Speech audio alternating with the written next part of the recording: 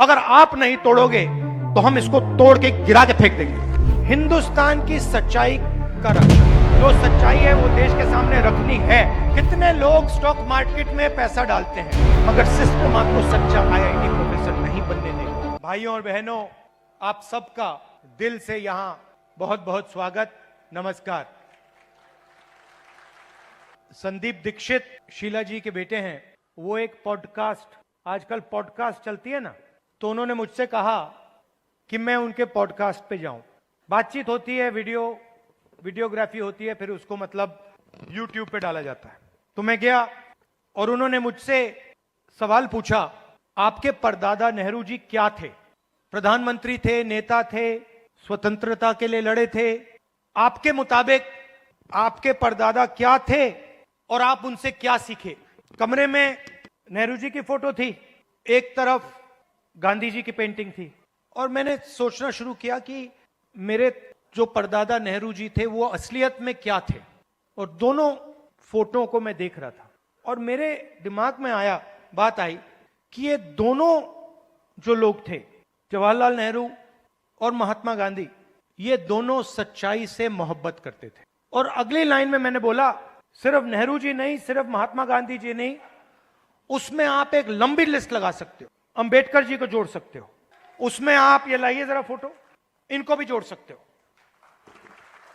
और ये फोटो अभी मैंने देखी थी, मुझे बहुत अच्छी लगी। क्यों अच्छी लगी बताइए? क्योंकि जो इनकी पत्नी है और इनके बीच में समानता है, रिस्पेक्ट है। ये देखकर ये पता लग रहा है कि रिस्पेक्ट है। तो ये सब लोग, और आप हजारों साल पहले शुरू कर सकते हैं। बुद्ध भगवान सच्चाई से मोहब्बत करते थे, सच्चाई से दूर नहीं जा सकते थे। गुरु नानक, कबीर, बसवना, नारायण गुरु, लिस्ट है। तो लोग मुझे कहते हैं कि ये संविधान 1947 में लिखा गया था, और मैं उनसे कहता हूं नहीं, ये संविधान हजारों साल पुराना है। और इस किताब के अंदर अंबेडकर जी की सोच, फूले जी की सोच, गांधी जी, नेहरू जी, गुरु नानक जी, कबीर, जिन लोगों को हिंदुस्तान मानता है और रिस्पेक्ट करता है, उनकी सोच इसके अंदर है। तो जब मैं इस किताब को, और जब आप इस किताब को ऐसे पकड़ते हो, आप 70-80 साल पुरानी किताब को नहीं पकड़ रहे हो, आप हजारों साल पुरानी विचारधारा की रक्षा कर रहे हो। और अगर हम सच्चाई की बात करें तो क्या इसमें सावरकर जी की विचारधारा है? हो ही नहीं सकती, क्योंकि वो सच्चाई का सामना नहीं कर पाए। अब ये बात किसी को अच्छी लगे ना लगे, ये सच्चाई है तो मुझे ये बोलनी ही पड़ेगी। तो कॉन्स्टिट्यूशन हिंदुस्तान की सच्चाई का रक्षक है, और जो हजारों सालों का जो विजडम है, जो हिंदुस्तान के लीडर्स ने, बड़े बड़े महापुरुषों ने इस देश की जनता से सीखा, वो इसके अंदर है। अंबेडकर जी ने दलितों की लड़ाई लड़ी, दलितों के लिए लड़ाई लड़े। सिखाया किसने? सिखाया देश के दलितों ने। जो देश के दलितों के अंदर दर्द था, उस दर्द को अंबेडकर जी समझे, उस दुख को अंबेडकर जी समझे, उस सच्चाई को अंबेडकर जी समझे, और उस सच्चाई के लिए अंबेडकर जी लड़े। इसीलिए महात्मा गांधी की autobiography my experiments with truth, Mahatma Gandhi की autobiography my experiment with lies नहीं थी, जो शायद मोदी जी लिख पाएंगे। तो सच्चाई की ही लड़ाई चल रही है। और आजकल क्या हो रहा है, सच्चाई बोलना हिंदुस्तान में मुश्किल है, आसान नहीं। आप देख लीजिए, हमारी पॉलिटिक्स को देख लीजिए, पॉलिटिक्स को देख लीजिए, बड़े बड़े नेताओं को देख लीजिए, बोल नहीं पाते हैं। पूरा देश जानता है कि सच्चाई ये है, और बड़े से बड़े नेता चुप हो जाते हैं। ये पूरे देश को दिख रहा है। मगर एग्जाम्पल क्या दिया? बुद्ध भगवान ने, अंबेडकर जी, गांधी जी, इन लोगों ने एग्जाम्पल क्या दिया? डरना नहीं है, जो सच्चाई है वो देश के सामने रखनी है। और यही आप लोग कर रहे हो। आप लोग डरते नहीं हो, आप लोगों को दबाया नहीं जा सकता है। आपके अंदर, खून के अंदर, फूले जी, अंबेडकर जी, गांधी जी, ये सब आपके खून के अंदर हैं, और इनकी विचारधारा आपके खून के अंदर है, मेरे खून के अंदर है, और इसको कोई नहीं मिटाने जा रहा है, कोई मिटा ही नहीं सकता। मैं आपको आज 2-3 चीजें कहना चाहता हूं। मगर मेरी माइंड में एक सवाल है, तो सबसे पहले मैं आपसे सवाल पूछना चाहता हूं, देखना चाहता हूं। आपने देखा होगा अमेरिका के राष्ट्रपति ने स्टॉक मार्केट की धज्जियां उड़ा दी हैं, देखा होगा, देखा ना? अच्छा, आप मुझे बताइए, आप में से, इस भीड़ में से कितने लोग स्टॉक मार्केट में पैसा डालते हैं? हाथ उठा के दिखाइए। अब ये देखिए, घूम के देखिए, यहां पे 1% से कम लोग स्टॉक मार्केट में पैसा डालते हैं, 1% से कम। अगर यहां 100 लोग हैं तो एक हाथ उठ रहा है। तो ये स्टॉक मार्केट आपका औजार नहीं है, इसमें अनलिमिटेड पैसे बने, मगर इसका फायदा आपको नहीं मिला। कुछ दिन पहले पार्लियामेंट हाउस में डेलीगेशन आया, वहां पे ऐसे ही एक व्यक्ति ने मुझे कहा, मैं आईआईटी का प्रोफेसर हूं, और मैंने उससे यही कहा कि देखिए, मैं कुछ कहना चाहता हूं मगर शायद आपको अच्छा ना लगे, इजाजत है? उन्होंने कहा हां, कह दीजिए। और वही मैं आपसे इजाजत लेना चाहता हूं। ऑर्थोपेडिक सर्जन की स्किल है, ऑर्थोपेडिक सर्जन की नॉलेज है, ज्ञान है। जो ऑर्थोपेडिक सर्जन होता है वो आप में सब कुछ है, मगर आप ऑर्थोपेडिक सर्जन नहीं हो। क्यों? क्योंकि पूरा का पूरा सिस्टम आपके खिलाफ काम करता है। आप सोचते हो कि आप ऑर्थोपेडिक सर्जन हो, मगर आप अस्पताल को कभी नहीं चला पाओगे, आपको चलाने नहीं दिया जाएगा, कभी नहीं चलाने दिया जाएगा। और अगर आप में क्षमता चलाने की हो तो आपको फाइनेंस नहीं मिलेगा, पैसा नहीं मिलेगा, बैंक लोन नहीं मिलेगा। और अगर आपने बैंक लोन ले लिया और आपने अस्पताल भी शुरू कर दिया, तब ब्यूरोक्रेसी आपको रोकने की कोशिश करेगी। तो आपके मन में लग रहा है आपको कि मैं ऑर्थोपेडिक सर्जन हूं, मगर ऑर्थोपेडिक सर्जन के सच्चे औजार आपके हाथ में नहीं है, आपके खिलाफ काम कर रहे हैं। डेलीगेशन में दलित प्रोफेसर ने मुझे कहा कि मैं आईआईटी प्रोफेसर हूं। मैंने उनसे कहा नहीं भैया, आईआईटी प्रोफेसर की पूरी क्वालिफिकेशन आप में है, मगर सिस्टम आपको सच्चा आईआईटी प्रोफेसर नहीं बनने देगा। और यह सच्चाई आस्ते आस्ते आस्ते आस्ते मुझे बहुत गहराई से समझ आ गई है। इस देश में अगर आप दलित हो, पिछड़े वर्ग के हो, आदिवासी हो, माइनॉरिटी हो, और उसमें मैं महिला भी जोड़ सकता हूं, ईबीसी हो, अति दलित हो, अगर आप अपर कास्ट के नहीं हो तो आप सेकंड क्लास सिटीजन हो। और मैं ये ऐसे नहीं बोल रहा हूं, मैं सोच समझ के बोल रहा हूं, मैं पढ़ लिख के बोल रहा हूं, और मैं सिस्टम को बहुत गहराई से देखने के बाद बोल रहा हूं। मैं आपको 2-3 उदाहरण देना चाहता हूं। तेलंगाना में हमने कास्ट सेंसस किया, और बात अब तेलंगाना में कास्ट सेंसस से बहुत आगे निकल गई है। तेलंगाना में हम आपको ऐसा इंफॉर्मेशन दे सकते हैं, सामाजिक इंफॉर्मेशन, कि आप अपने सपने में भी नहीं देख पाओगे। वो कैपेबिलिटी अब तेलंगाना की सरकार के हाथ में है। मैं आपको आज स्टेज से बता सकता हूं कि अगर आप तेलंगाना में देखें और उन लोगों की लिस्ट निकालें जिन्होंने बैंक लोन लिया है, सरकारी बैंक लोन, सरकारी बैंक से लोन या प्राइवेट बैंक से लोन, उस लिस्ट में आपको ना एक ओबीसी मिलेगा, ना एक ईबीसी मिलेगा, ना एक दलित मिलेगा, ना एक आदिवासी मिलेगा। तेलंगाना की सबसे बड़ी कंपनियों की आप लिस्ट निकालिए, उनके मालिकों की लिस्ट निकालिए, उनकी सीईओज की लिस्ट निकालिए। यह सब हम तेलंगाना में अब कर सकते हैं। उनकी मैनेजमेंट टीम की लिस्ट निकालिए, आप हैरान हो जाओगे। मैनेजमेंट में, सीईओ की लिस्ट में, मालिकों की लिस्ट में आपको ईबीसी, ओबीसी, दलित, अति दलित, आदिवासी कहीं नहीं मिलेंगे, है ही नहीं। मैं आपसे नहीं कह रहा हूं कि 5% है, 0 है ही नहीं। और आप दूसरे तरफ मजदूरों की लिस्ट निकालो, जो 21वीं सदी के नए मजदूर बने, गिग वर्कर्स, जो उबर चलाते हैं, जो 21वीं सदी की मजदूरी करते हैं, उनकी लिस्ट निकालो।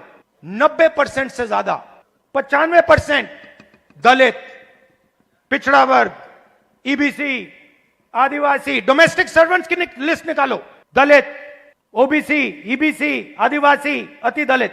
और मैं सिर्फ कंपनियों की बात नहीं कर रहा हूं, मैं अस्पतालों की बात कर रहा हूं, शिक्षा के सिस्टम की बात कर रहा हूं, सरकार की बात कर रहा हूं, कॉर्पोरेट इंडिया की बात कर रहा हूं। जहां भी आप देखो, आप हो ही नहीं। और तेलंगाना में अब वो पूरा का पूरा डेटा हमारे हाथ में है, जो नरेंद्र मोदी जी आपके हाथ नहीं डालना चाहता है। इसीलिए आपने देखा कि जैसे ही हमें वो डेटा दिखा, हमने रिजर्वेशन को बढ़ा दिया। मैंने नरेंद्र मोदी जी को लोकसभा में सामने बोला, ये जो फेक दीवार बना रखी है 50% रिजर्वेशन की, अगर आप नहीं तोड़ोगे तो हम इसको तोड़ के गिरा के फेंक देंगे। इस देश के दलितों को, पिछड़ों को, ईबीसी, ओबीसी, अति दलित, आदिवासी, गरीब जनरल कास्ट के लोगों को पता लगना चाहिए कि इस देश की सच्चाई क्या है। 5% लोग इस पूरे के पूरे देश को चला रहे हैं। 10-15 लोग हैं जिन्होंने पूरे के पूरे कॉर्पोरेट इंडिया को पकड़ रखा है। अदानी, अंबानी, 10 नाम है। और आपका लाखों करोड़ रुपया सीधा आपकी जेब में से उनके जेब में ट्रांसफर होता है। जीएसटी आप देते हो और ठग से कर्जा माफ उनका होता है। आप स्कूटर में पेट्रोल भरते हो, पैसा उनके जेब में जाता है। आप अपने बच्चों को कॉलेज, यूनिवर्सिटी भेजते हो, पैसा उनके जेब में जाता है। आप बीमार होते हो, पैसा उनके जेब में जाता है। तो आप सबको घेर के रखा हुआ है, इसलिए आपसे सांस नहीं ली जा रही है, क्योंकि पूरे सिस्टम ने आपको घेर के रखा हुआ है। और उसमें गरीब जनरल कास्ट भी हैं, वो भी उन कंपनियों में नहीं जा सकते, वो भी डॉक्टर नहीं बन सकते, वो भी लॉयर नहीं बन सकते। मैं छोटा सा उदाहरण देता हूं आपको। सुल्तानपुर में मैं गया, वहां पे चेतराम मोची जी हैं। पता नहीं आपने वीडियो देखा, नहीं देखा? देखा था? तो मेरी दोस्ती हो गई उनसे। मैंने गाड़ी रोक दी, मैं वहां जाके बैठ गया। मैं आपको बताना चाह रहा हूं कैसे फंसाया गया है, किस प्रकार से फंसा के रखा हुआ है। 40 मिनट में उनके साथ बैठा, मैंने देखा हुनर की कोई कमी नहीं है। उनसे आप कोई भी उनको आप कोई भी जूता दे दो और कहो भैया इसको बना दो, मतलब ब्रांडेड जूता हो, ये आपने पहना हुआ ये हो, कुछ भी 2-3 घंटे में वही जूता आपको मिल जाएगा, उससे अच्छा मिल जाएगा। और मैंने उनसे पूछा आप यहां कितने साल से हो? कहते हैं 40 साल से हूं राहुल जी। 40 साल।